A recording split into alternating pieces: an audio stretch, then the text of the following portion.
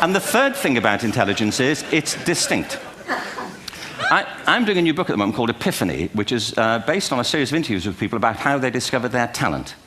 I'm fascinated by how people got to be there. It's really prompted by a conversation I had with a wonderful woman who most people have never heard of. She's called Gilian Lynne. Have you heard of her? Some have. She's a choreographer, and everybody knows her work. She did Cats and Phantom of the Opera. She's wonderful. I used to be on the board of the Royal Ballet in England, as you can see. And anyway, Gillian and I had lunch one day. I said, how'd you get to be a dancer?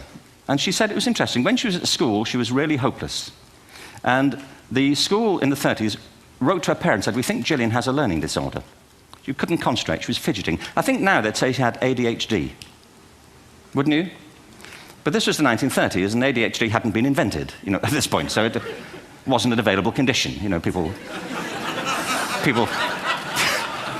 People weren't aware they could have that.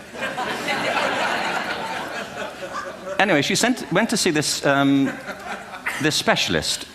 So this oak-panelled room, and she was there with her mother, and she was led and sat on this chair at the end, and she sat on her hands for 20 minutes while this man talked to her mother about all the problems Gillian was having at school. And at the end of it, because she was disturbing people, her homework was always late and so on, little kid of 8, in the end, the doctor went and sat next to Gillian and said, Gillian, I've listened to all these things that your mother's told me. I need to speak to her privately. So he said, wait here, we'll be back. We won't be very long. And they went and left her. But as they went out the room, he turned on the radio that was sitting on his desk. And when they got out the room, he said to her mother, just stand and watch her. And the minute they left the room, she said she was on her feet, moving to the music. And they watched for a few minutes, and he turned to her mother, and he said, Mrs. Lynne, Gillian isn't sick, she's a dancer. Take her to a dance school. I said, what happened? He said, she did. I can't tell you how wonderful it was. We walked in this room, and it was full of people like me. People who couldn't sit still. People who had to move to think. Who had to move to think.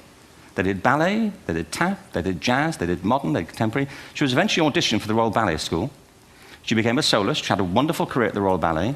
She eventually graduated from the Royal Ballet School, found her own company, the Gillian Dance Company, met Andrew Lloyd Webber. She's been responsible for some of the most successful musical theatre productions in history.